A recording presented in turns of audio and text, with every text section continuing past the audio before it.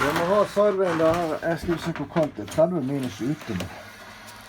Den her har stått i hengeren, så skal vi se hva han viser.